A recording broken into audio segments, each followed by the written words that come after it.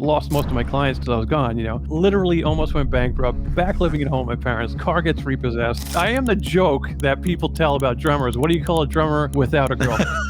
Yeah. Homeless. So that was me. I go from writing autographs to writing bad checks. We definitely lean towards the wrong decision. We have to consciously make those right decisions. I asked somebody new, I said, has anyone ever said to you, dude, it was so nice talking to you? And they said, yeah. I go, has anyone said it was so nice listening to you? We certainly never, ever say, so you want an insurance quote? It's like the worst thing. Do you want to get a root canal? I mean, it's just you're asking the wrong thing. You just go into it. That's what I do because, we are born to respond to questions. If I said to you guys, how are you? You probably could say, oh, I'm good. Asking questions allows you to control and guide the direction without the client really knowing. Boom! Boom! And we're in. Look at that. Rockin'. Gotta bring You brought out the horns. The horn. That's not for the Longhorns, right?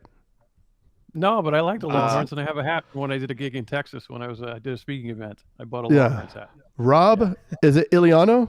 Am I saying it right? Liano, like piano. Liano. Huh. Awesome. Well, welcome to awesome. the Insurance Dudes. Yeah, I'm psyched to be here, man. I love you guys, and it was really cool that we were able to connect, man. Totally. Yeah. Super stoked. And nothing was better than when Craig came in with the little box and we... Can we... I don't know if we want to... You can say that. We weren't talking about that. We weren't talking about that. Oh, we weren't going to... And there was a whole fiasco going on. And he went on about the poll as well. It was like a whole strip. Yeah. I have no idea what's going on. No. I think it's because I said I went on tour as a musician, so he brought poll, Right. Yeah. Motley Crue came out. Yeah. Full on Motley. Well, this is awesome. Let's get into some cool stuff that we were about to get into. But before we do anything, Craig, are we doing a little speed breakers? Oh, are we ever? And we actually have the new speed breakers, but maybe we'll stick with the old speed breakers. I don't know. You just do what you do. So, Rob, we like to get to know everybody, put them on the spot. This is a speed round in which Craig will mention a word and you or phrase, and just the first thing that comes to mind. It's phrases. Okay. Yeah, we might switch the words. Oh, that is not a bad idea. If anybody is interested in contributing to the next version of Speed Breakers, go ahead and text the word you'd like us to add, and then we'll say that word. 520-214-2219 is where you text it to. That's right. Yeah. All right, let's jump in. Let's dive. Are you ready? I almost had it figured out where we could put a little clock up, but it was beyond my technical expertise. Are you ready, Rob? Yes, I am. All right. If your mullet caught fire during a video shoot, who'd be liable? Me. I'm full on accountability. On a scale of 1 to 10, how impressed were you? Would your first crush be with what you're doing right now? I don't really care what she thinks, to be honest. Good answer. I think she'd expect it. Did you ever sneak your parents' car out? No. Interestingly enough. Oh, I did and crashed it. So, that's the way to do it. Though. Needless to say, got caught. Where are we? What is the song most memorable to you from Back to the Future? No, you know what's crazy? I never saw the movie. Oh no! Oh wow! We have to end this interview right now. Am I fired right now? Yeah, never saw it. Well, I need you to go on to Netflix. I think there's a Huey Lewis song. There you go. Look at that! Look at that recovery. Isn't it the power of love? That's it. I don't know. I remember somehow where in the cobwebs seeing a video that said something about this sounded like another song, and it was in that movie. Nice. And that was the follow-up. Who wrote it? So look you just nailed it. How many kids? Do I know or do I have? Ooh. It's actually Have You Made Cry? Oh, wow, that's a great question. I would think at least one, but I don't know. Okay. How many chucks could a woodchuck chuck if a woodchuck couldn't chuck wood? None. Correct. Nice. Fastest mile. What? I didn't hear you. Fastest mile. Fastest mile. Oh, no. So it's not the guy who broke the record. It's like 10 people after that who broke it. I don't even know. It's like 3. Don't know the answer. But I know nobody's ever gone there. Everybody talks about their mile. Story of the guy who first did it, and then it allowed 10 other people to know they could do it, and it broke that record a year later. Yeah. It is pretty impressive how that like creates this. Oh, well, then it's doable, right? It's and it pretty comes crazy. in with sales training when people realize, oh my gosh, I can do this. I can one call Yep. close. So it's the same thing. Yep. It's a great analogy, Yep. actually. Love that you brought it Yeah, up. we need to bookmark that because that's something that we talk about in our agencies a lot. Is that whole thing? What was the best Halloween costume you ever wore? Oh, that's an interesting one. I will tell you the one that's most memorable and that I loved is when I went as a court jester because I was then juggling and performing for all the kids. Oh. Mom time. Any fire? That's a good one. No. No That would fire? be cool though. Oh, then I'd be like the evil court jester. I You kinda did, like right. that. That might be next year. Dogs? If things open up next year, that's Dogs or cats? both. Both. That's the first time anybody Nice. said both. Yeah. Favorite American Idol? Favorite American Idol? Wow, that's an interesting one. I will say Kelly Clarkson. Okay. Yeah. Who is John Galt? Oh wait, that's from that. Is that from the book or movie? Are we talking Just about? some movie, yeah. Yeah, I think it's. I don't know the answer. To that. I don't either. Oh, wait, Trump or Biden? I think it's from. Isn't that? It's the Big Book by Ayn Rand. The Atlas Shrugged? Yeah. Atlas Yeah, Shrugged. you can Wow, I tell that love these haven't been vetted. Trump or Biden? You don't have to answer that question. I am neither political party. I think it should be. Everyone chooses to do what's best for the most amount of people. Trident? Yeah. Or Brump? It's funny I you think said Trident. And I thought of like some Greek god. That's what I was like. Yes, that'll be awesome. Like the Triton, and yeah. Well, you've successfully navigated Speed Breakers 2. Cool. So I win a insurance dude's T-shirt. I heard. So Yes. Potentially. No, you actually do. You do. all right, I want it. Question, and this will be interesting because I know you're a musician. So, Rob, what was the first concert that you ever went to, as far back as you can remember, or as far back as you can remember? And it's going back. I may look younger than I am, but I saw Quiet Riot open for Black Sabbath. Oh. Yeah. Way back in That's the a day. good one. Yeah, Madison That's Square Garden. really good. Yeah. Wow. Listen, I grew up a metalhead, rock drummer, spandex, Hairspray. Called Tommy Lee all the time. You mentioned Motley Crue before because I'm 6'3" and 180 pounds. I look like a Nice. I guess that's what I say. But yeah, so that was one of the many I've seen. I'm very fortunate. I've seen some great bands live. Yeah. So, but that's the first one. You never forget your first, right? No, Yeah. that is amazing. That's phenomenal. I'm a Didn't drummer somebody as have Judas well, Priest? so that's awesome. Last week? I think somebody said Judas Priest. Yeah. Yeah. That's so cool. Yeah. I got to jam with Rob Halford on Sirius Radio, and it was like Wow. the coolest experience of my entire life. And I still get chills when I think about it. He's literally 5 feet away from me, singing it was crazy. That is cool. That's Break into incredible. love. Break Good into- dude. Really super kind, gentle, loving guy, man. The opposite Not of the what look. Yes. Yeah. He was just like this awesome dude. Yeah, really. I got to play with him twice, actually. One time with Sebastian Bach from Skid Row. Which Oh. was really cool. Yeah, because Very That's skinny. awesome. That's a Yes, very yeah, skinny yeah. dude. Yeah. And he's tall and he's still like, yo, man, let's party and stuff. And he's awesome. Totally awesome. Yeah. I am. I've been very blessed, man. I've had a fun life. Ups and Well, downs, cool. of course, but a lot of Yeah. great stuff. So take us from Quiet Riot to how you got to where you are. Let's get a little history on Rob. Okay, so born and raised born in Queens, New York, moved to Long Island. My dad was a vacuum salesperson. Actually, this is a really cool story. He was an engineer and he asked for a raise and they said no. He was making like $30,000 a year at the time. And they just moved to Long Island, bought a house that cost $35,000. And so he quit. Has 4 boys. I'm the youngest of 4 boys. And of course, it's like 2 months before Christmas. It can't be more stressful for my mom, I'm sure. I just don't remember because I was tiny, right? But he went and took a job selling vacuums. Never did it before, ever. Became one of the top salespeople. And in the first year, he made $32,000.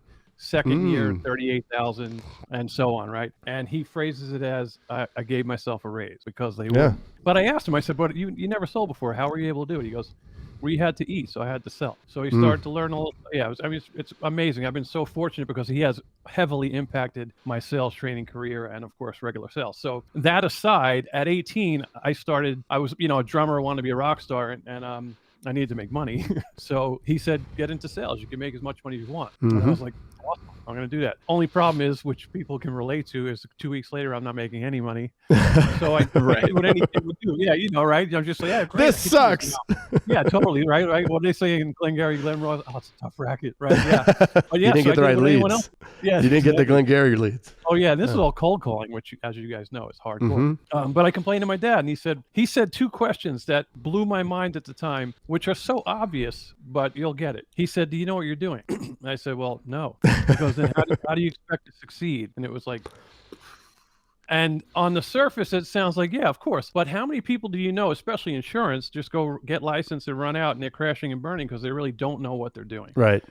So I reluctantly started attending the 7:30 a.m. meetings because, I was wannabe rock star. I'm like, I don't get up early. I still don't get up early, which is why I love this time slot, by the way. But, I then started to be able to get into a house and, see that, oh, they already had the same vacuum. I could sell them, bags for their vacuum. You had the replaceable bags right at the time.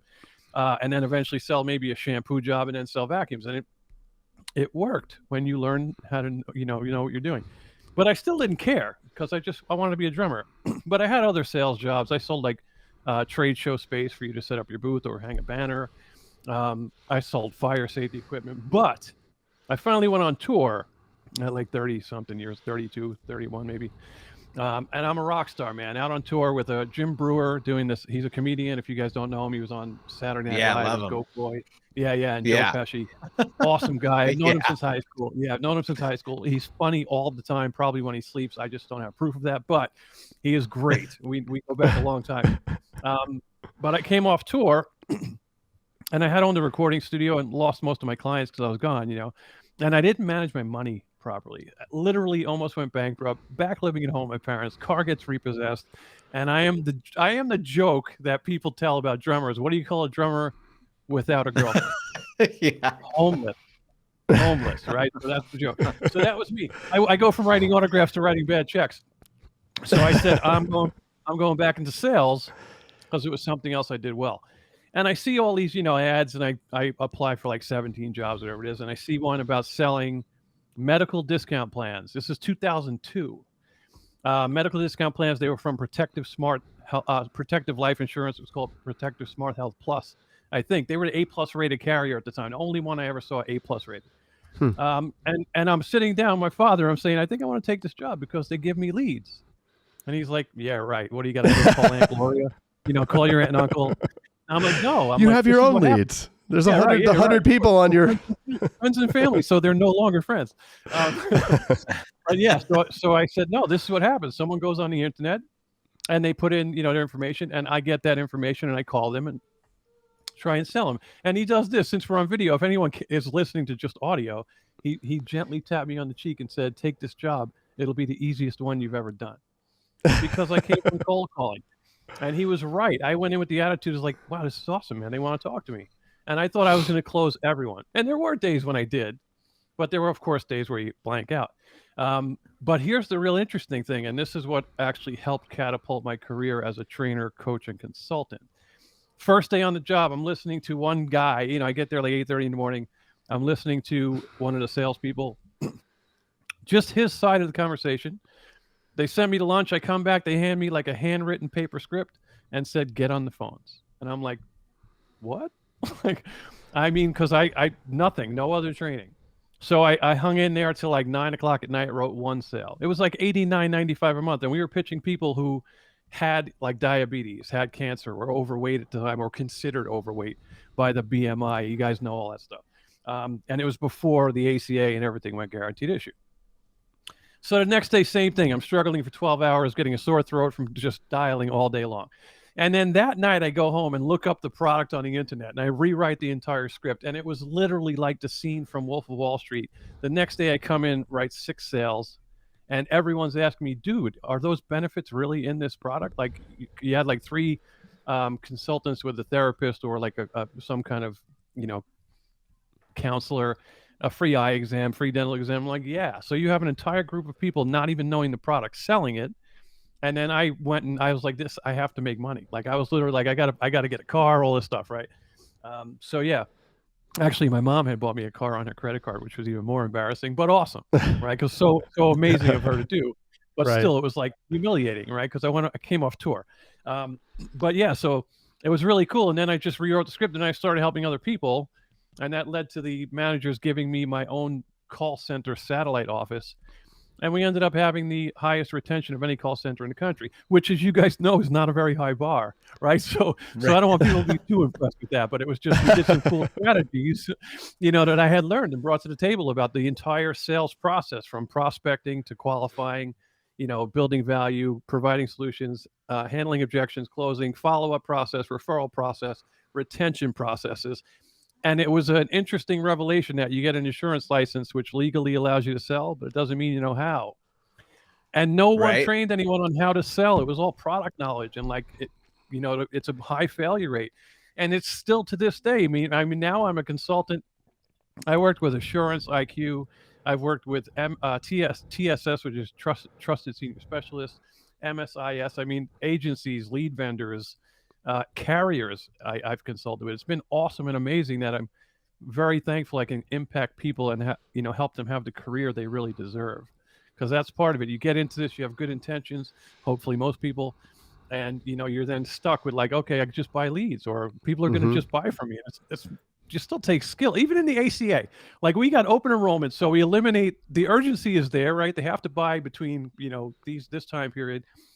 Many people are getting subsidies, so the money's not an objection anymore as much. Like, Zig Ziglar's 5 reasons people don't buy. 3 of them are like eliminated with the ACA, and yet you're still not closing even 50%. So that means you got to know what you're doing. And luckily, I've had the ability to relay logically and simply the information that positions people to do that. So I've been fortunate, man. But that's kind of it in a nutshell, I guess. I want to. That's an incredible story. I want to really dive into where did you start with where did you start looking to as you realize, like, I need training on this. Your dad tells you that you don't. Do you know what you're doing? You're like, no. So then, what was the first step on that journey? So the first step was every morning at Electrolux Vacuums, they did a meeting 6 days a week, 7:30 a.m. You just had to show up.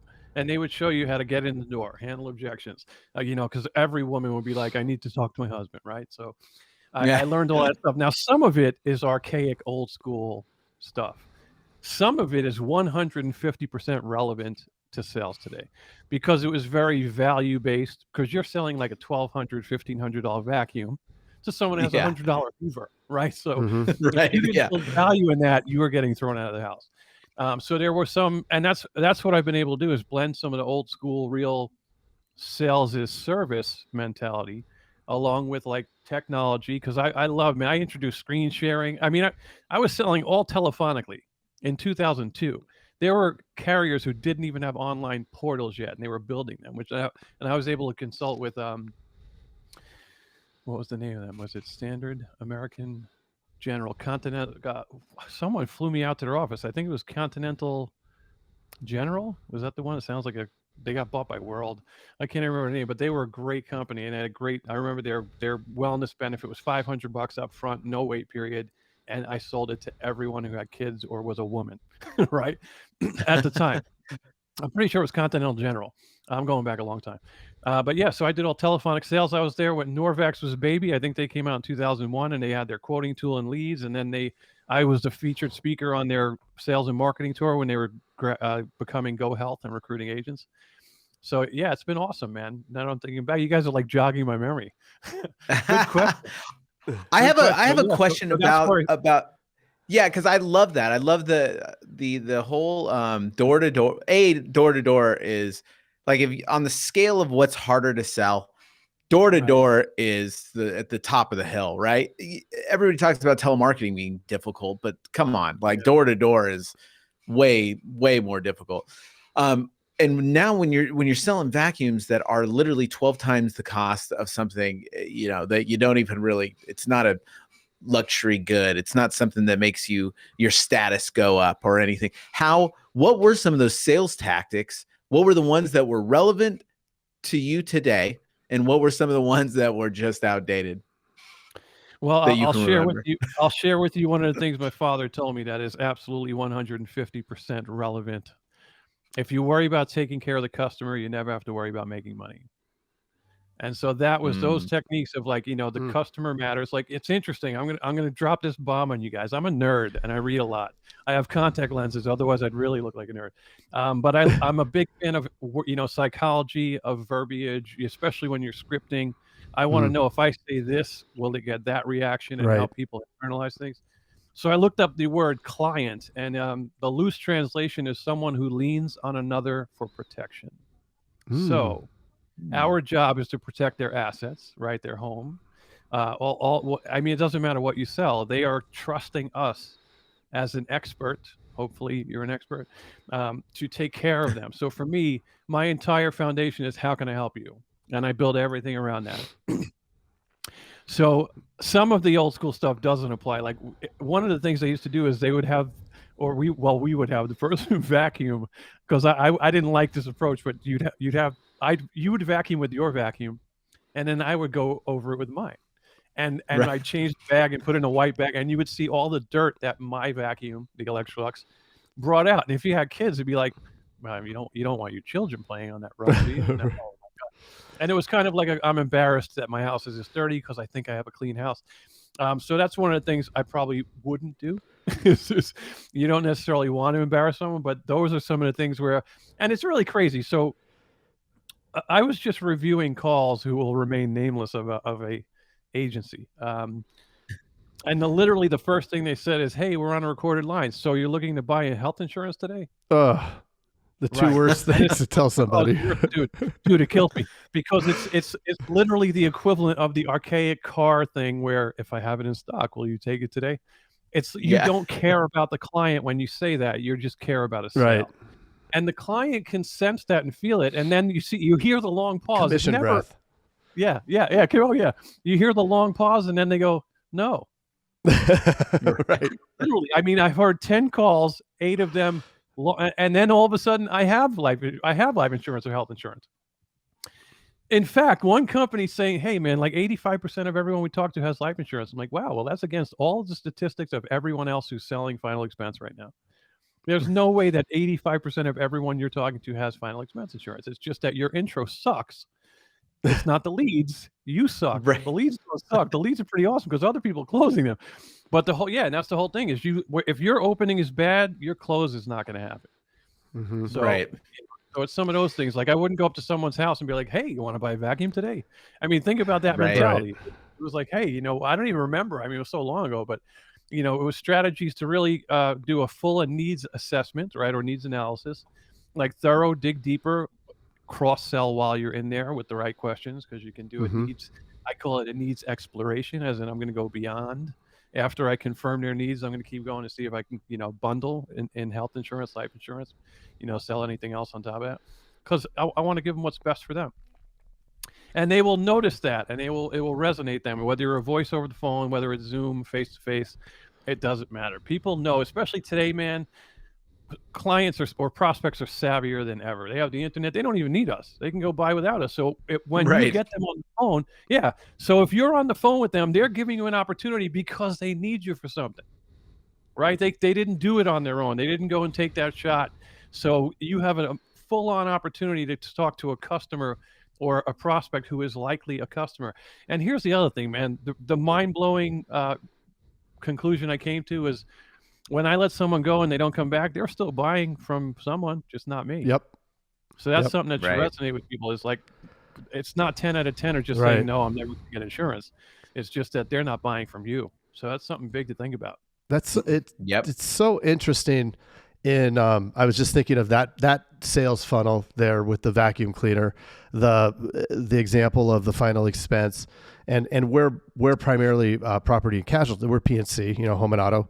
And it's all the same. In our agencies, we have our telemarketers. They're the ones to make the contacts and then get it over to the producers. And we used to have them pre-qualify, do all this. We're like, you know what? No, we just need them to get over. And then it's the producer's job to create the situation that gets them to do it. But we certainly never ever say, "So you want an insurance quote?" It's like the worst thing. Do you want to get a root canal? It's just, you're asking the wrong thing. You just go into it. And it's the same thing even with the vacuum cleaners, in that you knocked on the door, they answered. Now you didn't just say, you want to buy a vacuum cleaner? Like, you had to first get in the house, right? And I don't know what you did to do that, but it's the same thing with all of it. First, you have to establish some tiny bit of rapport right up there up front. That's right. And what are some techniques that you've seen and helped people with that have been successful in that first part? Because that first part is almost harder than the sale itself. So I will give you the number one thing you could say right now. And so many people are not doing it. And it doesn't matter if you send a LinkedIn message or a Facebook message or whatever it is. If you are not saying, hey, this is Rob Liano, but before I get anywhere else, how are you doing during this whole pandemic? That should be your opening line right now, because everyone is going through it in the entire world. It doesn't even matter what you sell.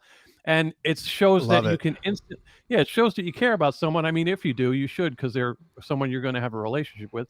But beyond that, you will have a conversation where you are both relating to a common thing, right? And that's what you want, is the affinity between two people. So if you're not saying that, start saying that. The other thing is I build rapport as the call goes on, because I hate that whole, like, how's the weather in Texas? Like, I'm not a fan of that. But I control the conversation by my first question, and it's always, hey, it's Rob Liano. I've been assigned to be the agent for your health insurance, life insurance, whatever it is. Are you currently insured? And then, you start going down the trajectory of, they say, yes, great. Who's that with? How much are you paying? What do you like about it? What do you dislike? If they say no, okay, great. How long have you been without it? And then I'm going to go, it's going to weave, and it's a script that you follow, but you internalize it so that you don't sound like a robot, and you're able to interact like a human being. But that's what I do, because, we are born to respond to questions. If I said to you guys, how are you? You're probably going to say, oh, I'm good. And I say, oh, great. And so asking questions allows you to control and guide the direction without the client really knowing. And the more, I think it was John Maxwell or Zig Ziglar, probably Zig Ziglar first. John Maxwell popularized the quote, people don't care how much you know until they know how much you care. So how do you show people you care? By asking about them. Instead of questions in the interest of the salesperson, like, are you looking to buy insurance today? No, you ask questions about them. It's the same thing in a relationship. If I asked you, hey, dude, man, you want to come over and paint my house? No, like, that's you'd be like, why would I come over and paint your house? Like, I don't even know who you are. Right. I mean, it's just dumb. That would be in my interest only. And that's not the way to succeed and nurture a relationship and build trust or likability or any of that stuff. It's so true. That's where my head's at. We had a telemarketer in our agency a few years back, and I mean, he was overqualified for the position. He just needed a quick job for just a little period of time. But he came in and he would ask so many questions to people. It was incredible. He didn't make that many calls. He literally would just get on the phone with somebody, talk to them for like 20 minutes, like way too long for a telemarketer to talk, sometimes 40 minutes. And then he would just get them over to the agent. But it was so many questions. It was incredible. Like they could not answer, because I mean, he's asking deeper questions and going into stuff and acting more curious than their own mom would. So it's like, it's incredible. That connecting point is huge. And it's just so funny that, I mean, we all talk to people, friends every day, but as soon as we're in a sales position, we sound like a robot, and we're horrible. And that we lose all that. I always say you put your sales hat on too tight. You need to, like, loosen that up and just be natural. It's funny, because I remember saying this at one of the events like 12 years ago for that Norvax Go Health thing. I asked somebody in the audience, I said, has anyone ever said to you, dude, it was so nice talking to you? And they said, yeah. I go, has anyone said it was so nice listening to you? And everyone's like, nope. I'm like, right, because people want to be heard and acknowledged. They don't want to hear a sales guy talking and all this insurance jargon. Like, there are so many deficiencies in insurance sales, and you're a salesperson, man. Like, you work on commission, you're a salesperson. You can call yourself an advisor, a consultant, whatever. You're a salesperson, and it's a skill set like anything else, man. Like, I always tell people, if I decide to walk into let's pick anything, a pizza place, and said, hey, man, I want to work here and make pizzas. Okay, great. What's your experience? I don't have any, but let me at it. They'll be like, probably not, or I would get a very entry level job. But in insurance, you're breathing. I got an agency. You're hired. Cool. Bring it on. And then I'm not going to train you, and you're going to hate me and hate the job. And it sucks. And the cycle continues. The Right? revolving door of sales. Exactly. It's this fog the mirror, bring you on. Oh, you're terrible. I don't want to go there and see you anymore. I better fire you, but I'm too nice because I'm an insurance agent, so I'm not going to until I really hate you. Oh no, I need somebody again, and it just keeps going because there's the no other culture mistake that agencies make. So there's two major. It's funny. I love that you said it. I was just talking to somebody the other day about this. There's two major mistakes an insurance agency makes. They keep people who are not profitable, so you're lowering all of your profitability. They hold on to them too long. I'm a big fan of hire slowly and fire quickly, but that's a whole nother thing, right? I mean, after giving them shots, and if you're not teachable, and they don't have work ethic, that's on them. The other thing is a lot of people use the mentality of I'm going to grow my agency by just hiring more agents instead of maximizing their book of business, as in referrals and cross-selling and repeat sales, and getting the most out of their agents by doing ongoing coaching, training, support. Instead, they're just like, I'm going to hire people. And you can grow that way, but not the right way. It's not as effective. And it costs more money to hire and train someone and lose them than to maintain your existing group. It's really crazy. Right. 100%. Yeah. We naturally do the opposite of everything we should do. And we have to consciously make decisions, whether it be the decision to learn how to sell, to relearn how to communicate, because we completely do the opposite when we start selling. But even running the agency and everything else, it's all we definitely lean towards the wrong decision. We have to consciously make those right decisions. And the number one thing about communication? What's that? Listening. 2 ears, one mouth. So many salespeople don't do talking. I hear, because I get to review hundreds of recorded calls. I mean, all under an NDA, so I can't reveal as much, right? But yeah, so many just talk on top of the customer. Like they ask a question, because if you let them talk, man, they will tell you everything you need. I had a dude telling me about his vasectomy. I mean, like just the craziest conversations can happen if you just shut up and sell, is what I like to call it, right? Just ask the question and let them go, and they'll spill it. And it's what you need to know to help them anyway. Because here's the other thing: you have to be able to help that person. You have to ask questions in order to confirm in their mind that you can help them.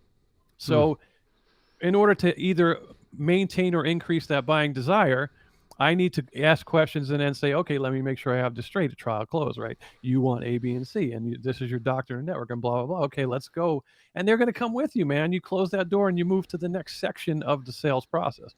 But so many people just go, I had a guy literally spit out, it was about a 2-minute phone call, and he gave price. He gave the price, and then he said, and it's a $50,000 final expense plan. How much are you looking for? Literally, it was like, okay, let me not ask the person what they need or verify or hit on any of the emotion, right? Like I want to know what, do you know anyone that had a funeral personally, or have you had to handle it? What was that like, and how did it impact the family? I mean, there are so many questions you could build that emotional connection to. Oh my God, I need to get this. If the next person that talked to that same prospect right after that call, whoever it was, if they asked 2 questions, they probably closed him. They're in. Because so now let me tell you another up. funny story, because I shop. I like to shop, and I, of course, as a sales person or sales entrenched in sales, I observe things sometimes after the fact. And I was shopping for, at the time, I had just moved to Long Beach on the water here in Long Island, New York, and I wanted a red leather sofa. I cannot tell you why. Just in my head, I was like, boom! I wanted people to walk in the living room and bang, right? It was like the first real cool apartment I had. And so I go shopping to one place, I don't remember the name of it, and the salesperson goes, oh yeah, I have one. Brings me over to it, and it's like bright patent leather red, probably a little brighter than my jacket actually. And I'm sitting there in my head, I'm like, I don't know if I could deal with looking at this on a daily basis. It's really bright, kind of not what I pictured. And of course, what did I say? I need to think about it. So this expertly trained salesperson says, okay, great, here's my card, call me. So I take it, walk out, I get my car, and I go, call him when? Like, what is this? Like that? How he didn't qualify anything, didn't validate the objection, just let me leave. Now, all he had to do is ask, what's making you hesitate, right? And I would have said it's really bright red. But let's continue the story. I now go to Raymore and Flanagan's, and a saleswoman comes up to me. She's like, how can I help you? I said, you know what? I'm looking for a red leather sofa, but I don't want bright red. So she gets more of the story because he failed. Right. And that's what happens in insurance sales. And she had one. She brought it over as brick red, and I bought it on the spot. I said, "Great, when can you deliver it?" Boom. And of course, turns out I found out I don't like leather, but that's another story. But yeah, so maybe I won't make a buy like that in the future, because that's another thing. We bring our shopping baggage with us into phone calls, and that's why we can hesitate. And it's really never an objection. It's just really like, I'm not quite there yet. I need more help. And that's when the real skill set comes in, because anyone can read a presentation. Mm-hmm. Right. But like when they say, I need to think about it, talk to my spouse, etc., that's when you need to get to work, not give up and say, "Sure, I'll send you information." Right. What's your email? Yeah. And that's where a lot of people fail. But it's all connected, because you can head off objections before they happen if your scripting is tight too. So Yeah. a lot of cool, and that's why I'm really big on the whole psychological aspect of it, because it's so interesting, and human behavior is pretty consistent. So if you know that, Right. It's always like you were talking about with the vacuums and everything. It's always the same thing. I need to talk to my spouse. I mean, that is, you're going to get that. I don't care what you're selling. That is and it's never, I need to talk to my spouse. It's the answer that we give when we want to we don't want to talk to them anymore. Like it's like we're still processing everything, and we just throw that out there to just give them a response so they just stop hounding us. Well, nobody wants to make a decision, right? They don't want to make a decision. That's it. I have to sign my life away in blood. So I'll tell you a really funny story. Again, on the Norvex tour, I'll never forget this lady, Kitty was her name. We were in Dallas, or one of the Texas, somewhere in Texas. So that's why I'll never forget Kitty, Texas. It just made sense. But I was covering about, I said how you should never accept that someone needs to speak to their spouse. And she said, "Are you married?" And I was like, "No." She goes, "That's why you say that." So I polled 300 insurance agents, and I said, "So put your hand up if you're married." And they raised their hand. And I said, "So keep your hand up if you have to talk to your spouse, both of you discuss the bills and can't make a decision without each other." And almost every hand went down except like 3. And I told Kitty, "You're losing sales because you think that." So now it gets better. Here's the funny part. We're at the lunch buffet online, and I see Kitty, and she's like, "Oh, here's my husband." I'm like, "Oh, so you're the guy she has to talk to." And he goes, "No, she just likes to." So I was like, "Aha!" Now, my parents were married, I think, 68 years, and my father did not even know where the checkbook was. He unfortunately passed about a year and a half ago, and it's still tough for me to talk about because he's my mentor, as you guys picked up on. Yeah. But yeah, he didn't know where the checkbook was. So you think my mom has to talk to him? Like, do you guys? Like, it's usually one or the other does the billing. Now, if you qualify properly up front too, that they don't have to speak to their spouse. It's not like, "Oh, this is great. I'm going to go look for insurance because it's so exciting, honey." No, let me. That's not what happens. It's like, "Okay, great. I'm handling this and it sucks and I want to get it taken care of." That's the other thing. That's why you can one call close, because they don't want to talk to 5 agents. They don't want to waste time. Right. They want to just be informed enough to make the right decision. It's easier than people too. That's one thing that I always talk about in the agency is that, do you think people want to get on the phone for 20, 30 minutes per company to have this riveting conversation? You've got to be kidding me. Like, you're not you're truly not empathizing, because they always say, "Well, I don't want to push them in. I'm not a pushy salesperson. I don't want to push them into doing something they don't want to do." But it's your responsibility. Yeah, but here's the thing. You don't care about them if you're letting them get on the phone with 5 other jackasses that are going to go through the same question. Yeah, they don't care. They are jackasses. You just nailed it. I felt that my goal, and I'll tell you why, but I felt that my goal was to protect people from jackass agents who sucked. And I'll tell you why. I had a lady that when I was still learning about it at the time, the different cancers that would or not be covered, sweet lady. Like I pictured like a pie cooling on her windowsill. Like, this is that was just the visual. She was a sweetheart. She's like, "I want to set you up with my granddaughter," like all this really cool stuff. But she had a cancer. She had a cancer, and I couldn't get the insurance company on the phone at the time. So I said, "Listen, sit tight. I'm going to call you back. Let me find out."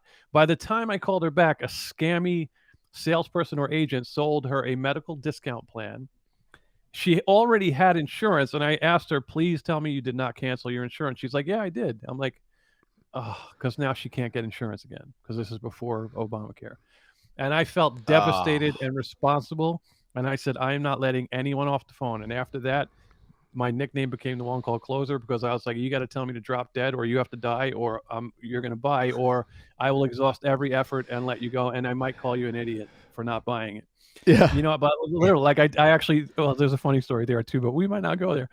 The one time I lost my cool was because the same thing. A dude bought a policy for his wife and then called back and said, hey, I found something better for $89.95 a month. I'm like, no, that's not insurance. Did they say there were copays? Yes. I'm like, it's not. I could show you what it is. And I knew the names of all of them. And I'm like, listen, it's your wife, dude.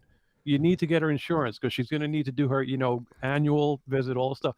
And he's like, no, I think I'm just going to go with this. Can you cancel the plan? I said, you have to be the dumbest person I've ever spoken to.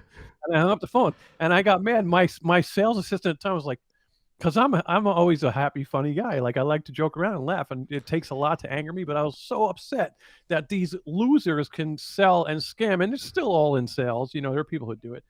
But he called back and got my assistant, and she's like, he said, what? It was like she was great.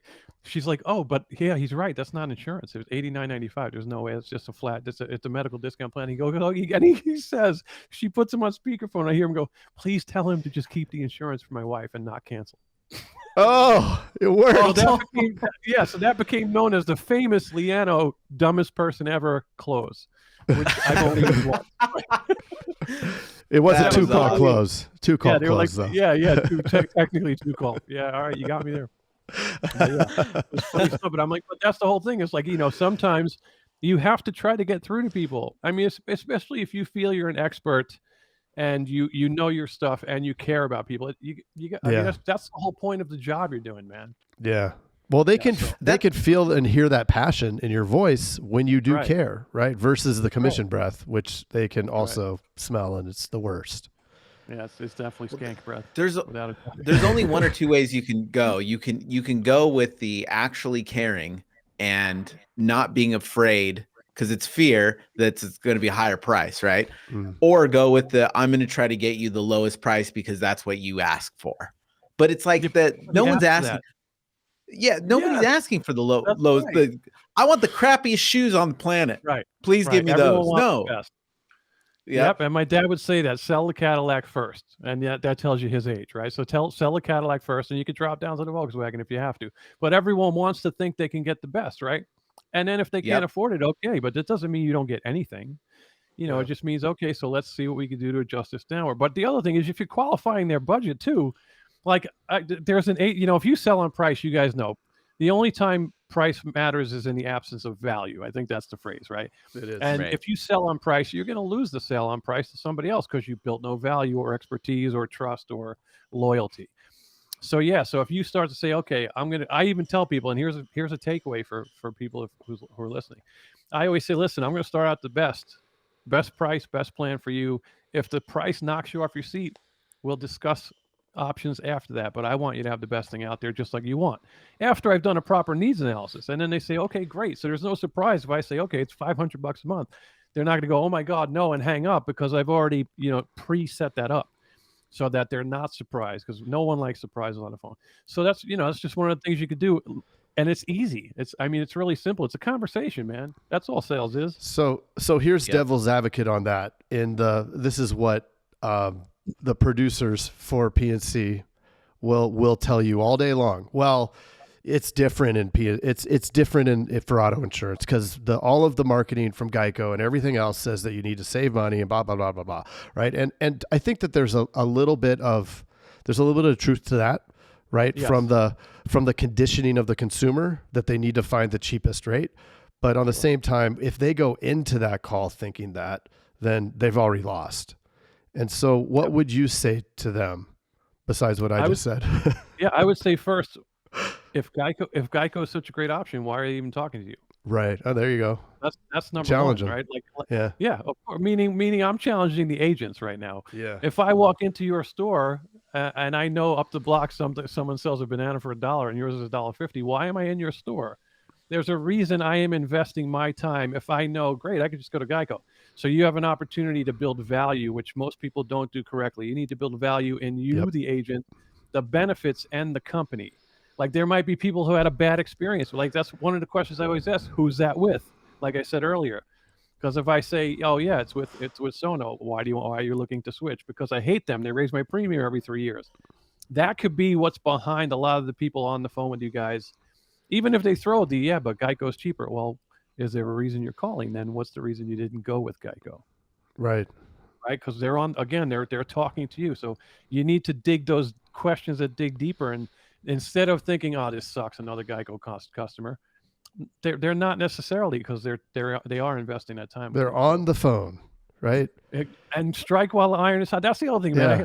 There's this like connect call concept where you call, set an appointment, and then call them back. I'm like, why? No. You had them Yeah. interested on call one. Why would you set an appointment? Just go Yeah. through your process and close the sale. It's crazy. It's beyond. We me. don't even like to hire agents from other agencies because they come in and the first thing they do when you put them on the phones is they go, okay, well, I'm going to work up the quote and I'll give you a call back. I'm like, Oh yes. I know. what are you, That's what? one of my biggest pet peeves. I just, no, you're not ever doing that again. We need to train. Yeah, and that's part poor training, part laziness, part they're not tech savvy, because that's important too. Is Oh, yeah, you need that'll to be be- able to. Here's the other problem I see is agencies will take 10 salespeople, train them for 3.5 days, and they're all ready according to them. And that's not true, right? I might learn sooner. Jason might learn. You might need an extra day and a half of love, and Craig, you might nail it 3.5 days. You're ready. That's to go. about right. Yeah. But everyone, but everyone asks. I mean, everyone assumes that okay, this is the training and it's going to be effective, and that's not how people are. Because I had one guy when I was managing the call center, they were like, fire this dude. I'm like, no.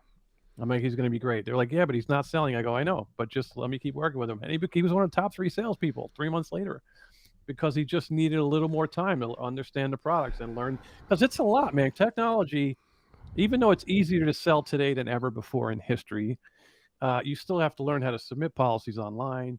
Yeah. There are things you have to learn, but the other thing is it doesn't take long to learn that. And if you could figure out, okay, where are my weaknesses, and then just invest a half hour a day, and okay, I'm just going to go through a dummy quote, or I'm going to read a brochure, whatever it is about the product. It doesn't take long. It's just a matter Right. of effort and desire, man. Repetition is the mother of skill. You just got to keep doing it. Absolutely. You'll break through. I I always mean, as tell a people, musician, right? You Well, pick up the it's guitar, funny. you try to play a song, and you're like, this sucks. I can't do anything. And then a Right. week later, all of a sudden it's gone. And It's funny that you said the musician, because the analogy I always use is when you're driving in the car, you could sing along with the song. You don't crash because Right. you've memorized the song. You don't have to be like, I'm concentrating. Oh, how does the song go? And no, it's because you've heard it so much. Same thing with reading a script and role playing. Same thing with, submitting online. And, you can only be trained to a certain extent, because a large, or I should say a decent portion of your knowledge and growth and education comes by doing it. So it's it's funny. I always say my friend was a cop. He's retired now, but he did 6 months in the academy. And I said, so do you know everything you need to know? He goes, no, like absolutely not. But I know enough to go out there and adapt and learn more as I go. There's no way you learn everything you need to know in 6 months to be a police officer, because that's pretty intense. But it's that whole mindset is how much are you putting in, and I guarantee you it equals what you're getting out. Yep. You can't learn from the sidelines. You got to be on the field. You can to an Rob, extent, but right, you got to get in the game. Yeah. Yeah. Rob, dude, this was incredible. So much value. I love this conversation. But Me too. I want to know 2021, where we're at right now. Just like you said, it's easier than it's ever been to sell. What would be the number one piece of advice that you give any insurance agent coming into the industry, or maybe an agency that might be doing things a little bit differently, older, that really wants to revamp and get their agency rocking?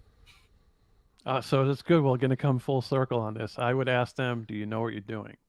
And if you don't, how do you expect to succeed? And there's so much out there. Like you don't have to hire me. Like I don't have a course. Like I have nothing to offer here. I just wanted to add value. But there's stuff out there, YouTube videos. I mean, you could learn so much. I mean, I started a podcast recently. It hasn't launched yet because a lot of people can't afford to hire me, and I wanted to empower them. I'm doing some interviews and I'm doing some of my own stuff. But that's it. Just keep learning and keep growing. They say what is the phrase? The more you learn, the more you earn. That's true. Yep. If you're struggling, figure out why, and if you work for an agency, don't just rely on them to position you for success, because it's up to you no matter where you go. If you leave that agency because they sucked, quote unquote, the next one's probably going to suck too, because we bring our stuff with us. And if you're not prepared, and it's tough to succeed at all, and it's a struggle. I mean, it's crazy. I read a stat the other day that the average income as an insurance agent makes is like 45 grand a year. I'm like, are you kidding me? Oof. With residual based options, the percentages, like you get 110%, 110% on one final expense plan. Like it can make you 11 grand in one sale. You do one a day. It's kind of a dope income you got going, even though the residuals are horrible. If existent. But yeah, I mean, but then bank that money and then start selling other stuff that becomes a residual. It's just the number one differentiator is. It's funny. I just wrote a blog for Balto AI. They're a great real-time call guidance artificial intelligence. It actually listens to both sides of the conversation. It tells you like slow down, you're talking too much, or it rates empathy. It pops up the answers to objections. It's ridiculous. No way. What is that called? I'm a brand ambassador, so I will connect you guys. Yeah. Assurance just picked it up. eHealth has it. Yeah, it's nuts, dude. It's nuts. I will connect. Wow. 30-minute demo, and you're going to be like, boom. National General had like an increase of like 47% in conversions with new hires or something after. Well, that's interesting. After 90-day test. Yeah, it's ridiculous. I mean, National General is testing it, huh? No, they're on board. They're full on client, and I'll tell you why I love it, because I can come in and train your entire team, and the statistics are 87% of what I teach will be forgotten, right? Unless you continue coaching and support. Yep. And this does that. It actually has key phrases that you will punch in, and it'll check a box if your agent says it, like this call is being recorded. Boom. And then it has a win phrase, meaning if they say thank you so much for choosing us as your agency, have a great day. Boom, win marker, confetti pops on your screen. Oh wow! And it allows you to in real time see, well, hey, so and so agent is not saying questions 3 and 4. And you can correct and coach. Dude, it's ridiculous. I am not, that's why I became a brand ambassador. I have never done that before in 17, 18 years in insurance. And I was like, this is a perfect marriage. So I'm going to connect you guys. You'll have to delete. I can see Jason's wheels spinning right now. That's incredible. Yeah. Especially because you put in your scripting, and the win phrases. Yeah, it's pretty amazing. But yeah, that's one of the things is embrace technology, man. A lot of people are so archaic. They're afraid to just do Zoom meetings.